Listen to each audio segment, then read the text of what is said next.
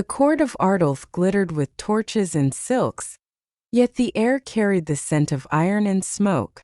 Nobles pressed shoulder to shoulder along the long chamber, their jeweled eyes gleaming with anticipation. Upon the obsidian throne sat King Kale Ardent, Alpha of Alphas, a man carved of shadow and fire. His black cloak draped across the dais like a storm waiting to break. Every gaze in the hall bent toward him, until the heavy doors creaked open, and she was brought forth. Lady Seraphine Duskbane walked with the rigid poise of someone taught from birth never to falter. Yet beneath her calm, her hands trembled inside her sleeves.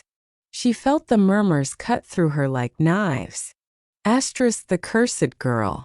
The foolish one. She will break the bond.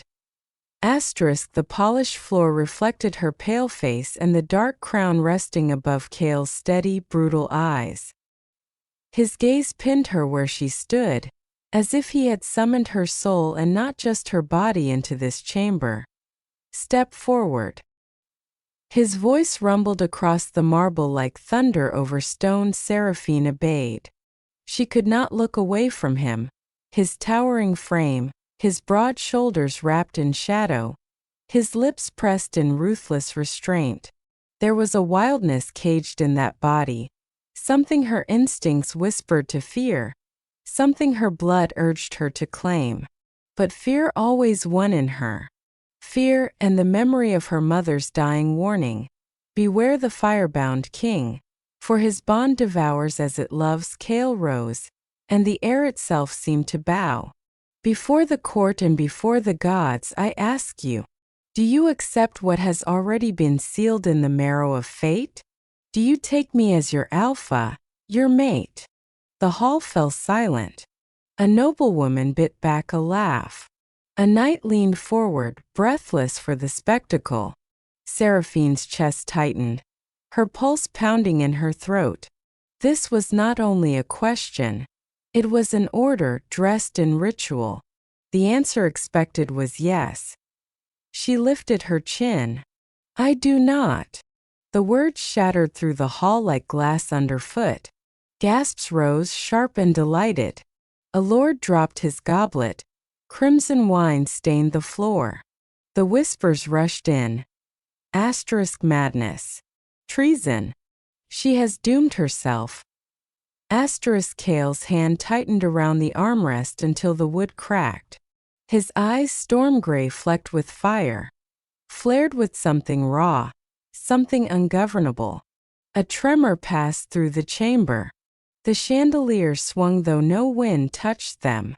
Outside, wolves howled in eerie unison, as if answering the surge of rage bound in their alpha's chest. Seraphine's knees threatened to buckle. Yet she forced her voice steady. I reject the bond. The torches guttered. Shadows swirled at the edges of Kale's frame, licking like flame without heat. He descended the dais slowly, each step echoing like the strike of a hammer. The nobles shrank back, but Seraphine could not move. When he stood before her, she felt the warmth of him, scorching through the air itself. His hand rose, and for a heartbeat she thought he would seize her throat. Instead, his knuckles brushed her cheek, so lightly it sent a shiver down her spine. You dare defy fate itself, he murmured. His breath smelled faintly of smoke and iron. Her lips quivered. I dare choose my own. A dangerous silence stretched, filled only by the sound of her heartbeat and his slow inhale. Then the hall erupted. Cries for her punishment clashed with laughter. Demands for death with shrill whispers of scandal. She shames the crown. Slay her, my king. Tear the bond apart with blood. Kale turned his gaze upon them, and the uproar stilled. His fury burned, but his voice was low, sharp as a blade drawn in the dark. No, she will not die. She will remain here under my roof, under my command, until the bond yields or shatters. The proclamation rolled through the chamber, heavy as a verdict. Shock rippled through the nobles. Some protested, but none dared stand when Kale's eyes scorched across them. That Seraphine's breath came fast. She had thought rejection would free her. Instead, it had bound her in tighter chains later, in the silence of her chamber. The enormity of it pressed down upon her. Gold leaf walls could not disguise the prison they formed. Beyond the balcony, the courtyard spread in moonlight.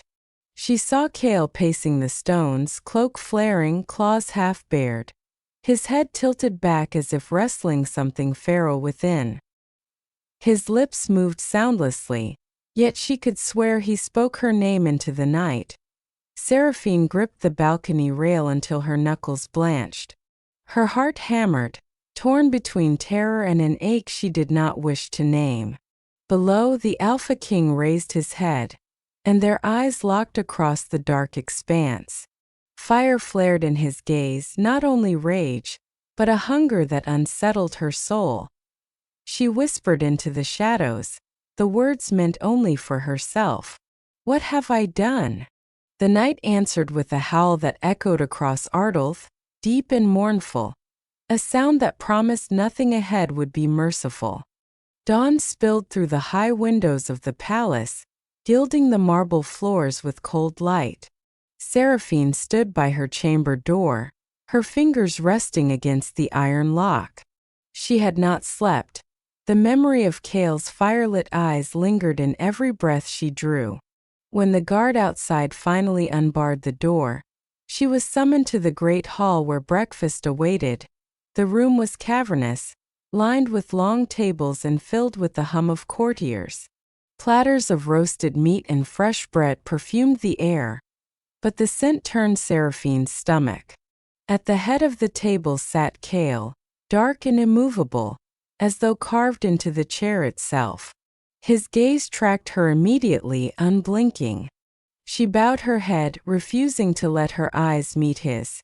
"Sit," he commanded.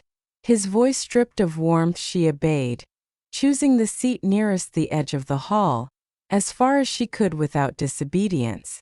The scrape of her chair against stone drew a titter from the ladies gathered nearby. Their whispers pricked her ears, comments about her plain gown, her pale face, her daring rebellion. One voice rose clearer than the rest, Lady Mirabelle Thorne's, sharp as glass. "The poor thing doesn't even know how to dress for court.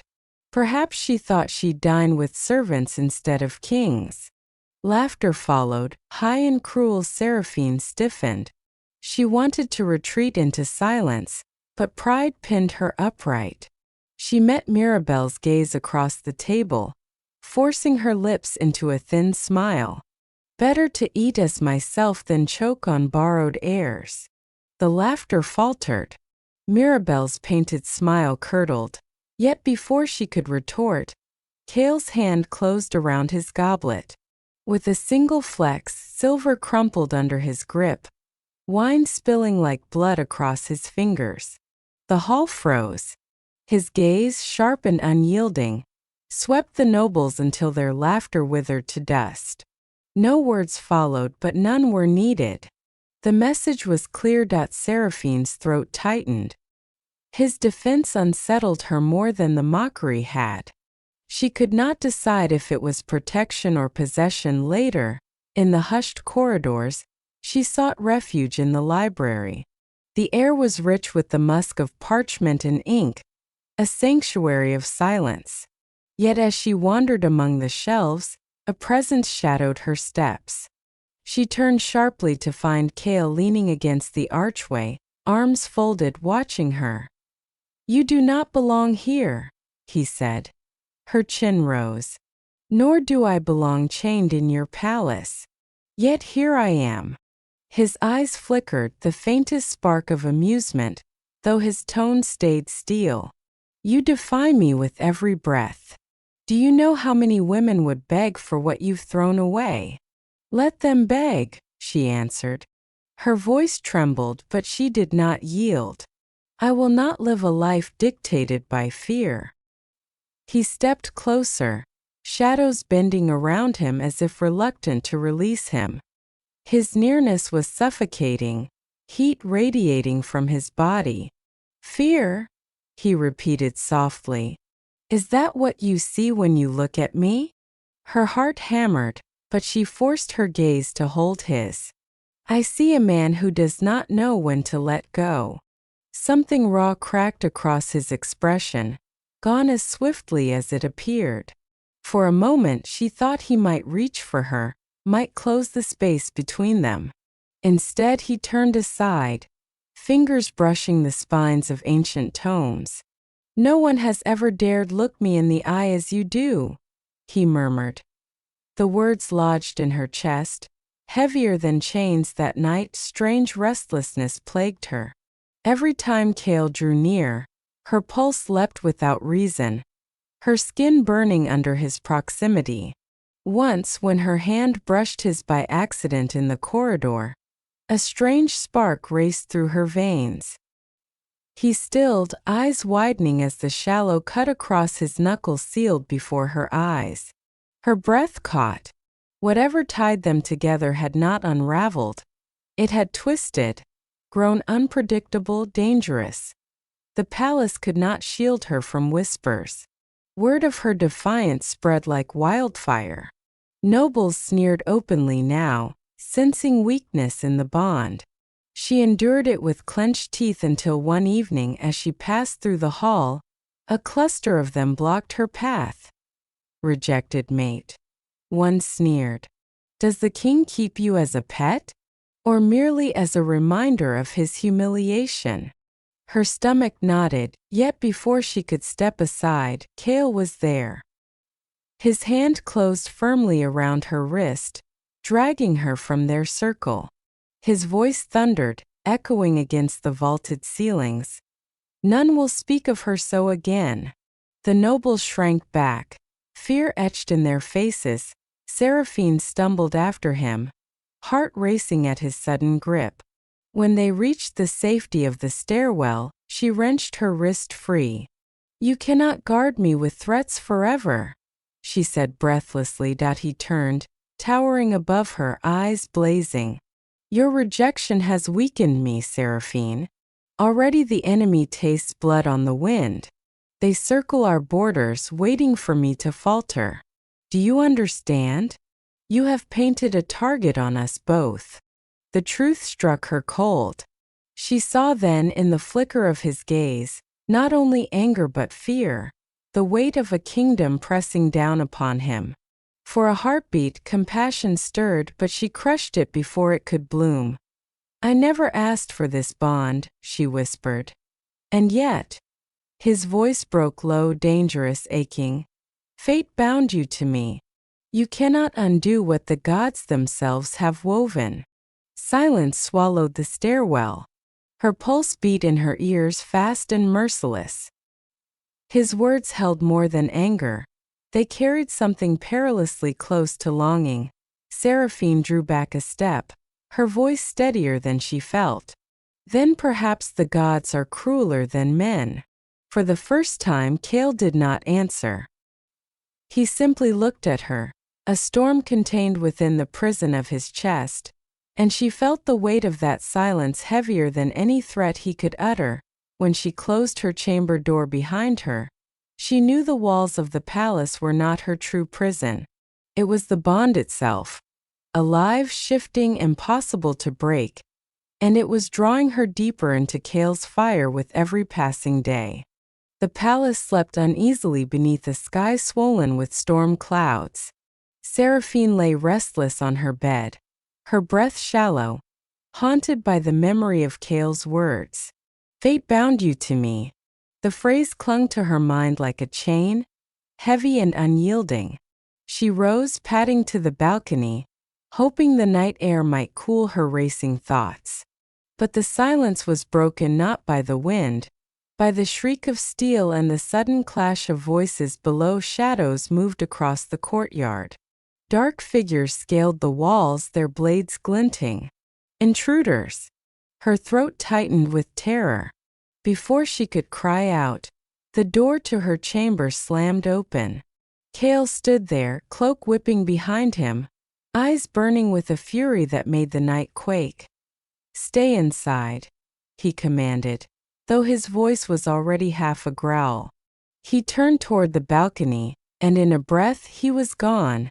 Leaping into the chaos below, Seraphine's fear outweighed obedience. She gripped the balcony rail, watching as the assassins swarmed.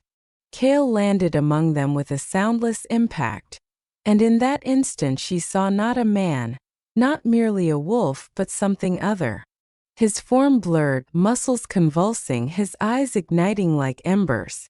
When he struck, the air itself seemed to ripple, fire trailing his claws. One assassin fell with his throat torn open. Another fled shrieking at the sight of him. The rest fought with desperation, blades flashing against impossible strength. Seraphine pressed a hand to her lips, horror mingling with awe. He was not only alpha, he was cursed. Fire clung to him like a second skin, a beast wrought from shadow and flame. And still, when a blade nearly caught her from behind, Kale's head snapped upward.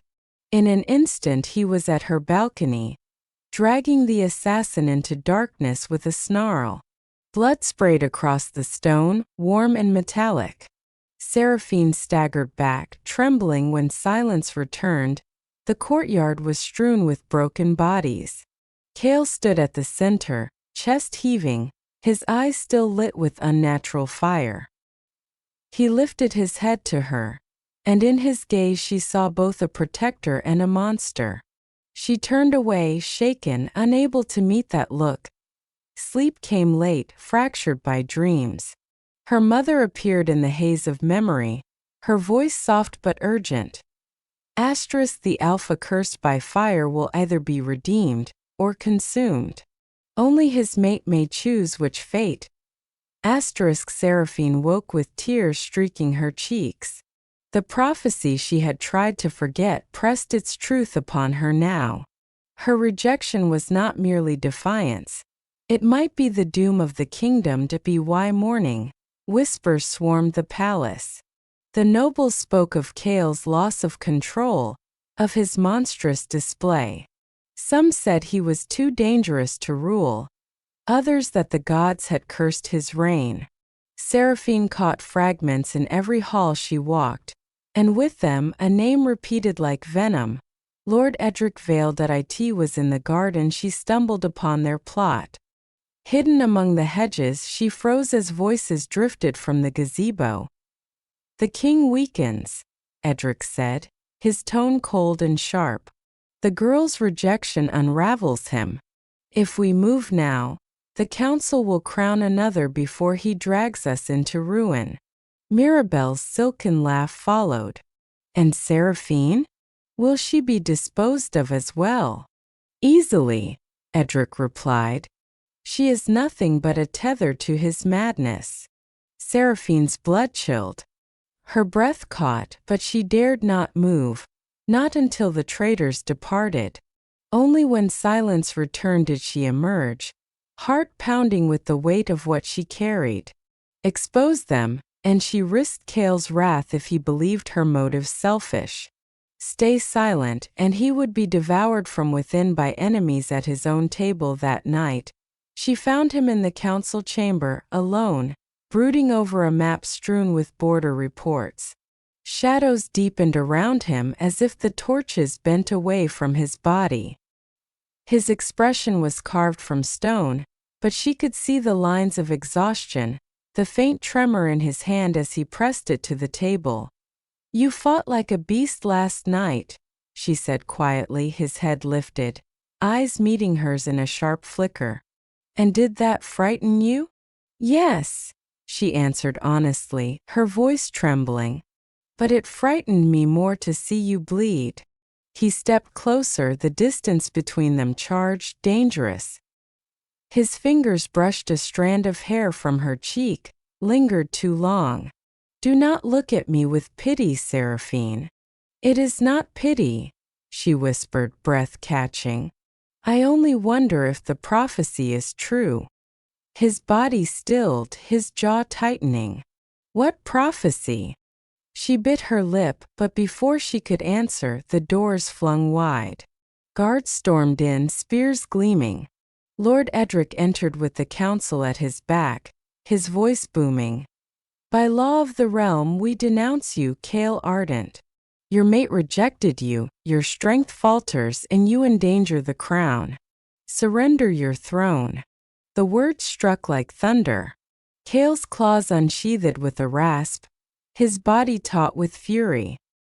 His gaze darted to Seraphine, searching her eyes as though the entire weight of fate balanced on what she would do next. She wanted to speak, to shout the truth of the treachery, but her throat closed under the pressure of so many eyes.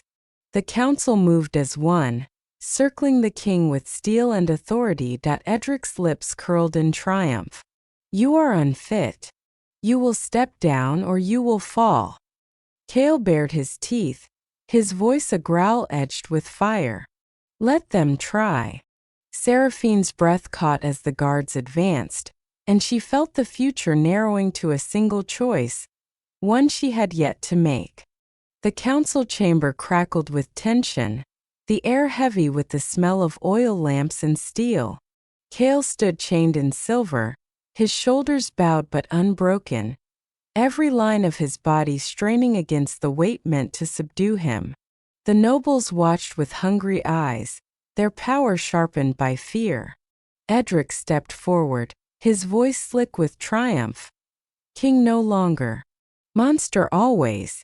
For the safety of Ardolth, we strip you of crown and life.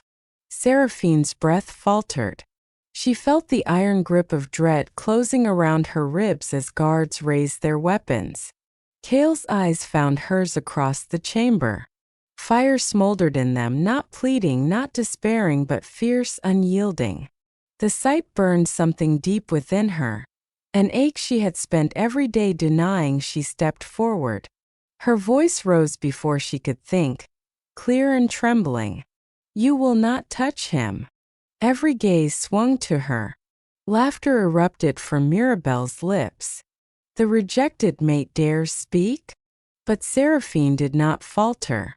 The words poured from her as though drawn by something older than will. Strike him down and you doom us all. His fate is bound to mine. If he dies, I die, and with me the last hope of breaking his curse. Edric sneered. Superstition. You fear death and cloak it in prophecy. Cale's head bowed, a sound low and rough escaping him, half snarl, half grief. Seraphine. She crossed the chamber before the guards could stop her. Her hands pressed against the silver chains, heat searing her palms, but she did not pull away. Pain lanced through her, yet beneath it surged something vast, awakening in her blood.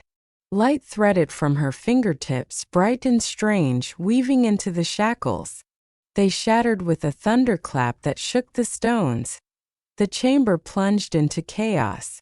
Guards stumbled back, torches flickered, nobles screamed. Cale rose free, his chest heaving, his body trembling on the edge of something monstrous. Flames licked his skin, shadows clung to his form. For a heartbeat, it seemed he might lose himself entirely. Seraphine seized his face with both hands, forcing his eyes to hers. You are not only fire and fury. You are my bond. You are mine. The storm inside him stilled. Not extinguished but focused, sharpened into strength. With a roar that shook the rafters, Cale shifted, not into the monstrous blur she had seen before, but into a wolf vast and terrible, crowned in fire.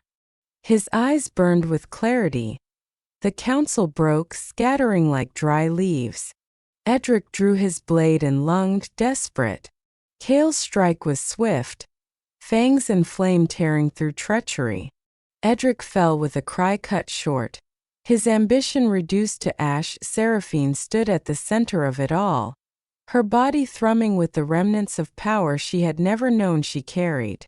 Nobles cowered, some sinking to their knees. Fear clung to them, but beneath it, awe spread like dawn. Cale shifted back, breath ragged, skin scorched but unbroken. He sank to one knee before her, his fire dimming into a steady glow. His hand rose, hesitant, reverent, to touch hers. "You broke me with rejection," he whispered, voice raw. "And yet you have healed me with your choice." Tears blurred her sight, but her voice was steady. "I never rejected you, Kale. I rejected the chains. But I see you now for all you are. And I choose you." The chamber quieted, as if the stones themselves bore witness. Kale drew her into his arms, their lips meeting in a kiss that tasted of ash and salt and a promise remade. Around them, wolves howled from the courtyards, their voices lifted in wild harmony. Later, as the court gathered again, Kale stood with Seraphine at his side. No decree was spoken, no crown needed to be lifted. The sight of them together, united in bond and power, was enough. The whispers had changed, no longer mockery but reverence, fear twined with respect. In the quiet after, when the hall had emptied, Kale traced the line of her jaw, his eyes soft where once they had only burned. "You are the only one who has ever defied me, Seraphine. And the only one I cannot live without." She leaned into his touch, her voice low but certain. "Then do not live without me. Rule with me." His lips curved in something rare, something almost human. A smile. "Always." They stood together at the window, the night spread vast before them. Firelight danced along the walls, but the air between them was steady, calm after storm. Seraphine's heart was no longer torn between fear and longing. It beat with a single unwavering truth. The bond had never been a chain. It had been a fire, and she had finally chosen to walk into its warmth. The last howl of the night rose from the city below, deep and triumphant. Seraphine closed her eyes, letting it carry her forward into the life she had chosen. And though the kingdom had changed forever, she knew this was only the beginning of their story.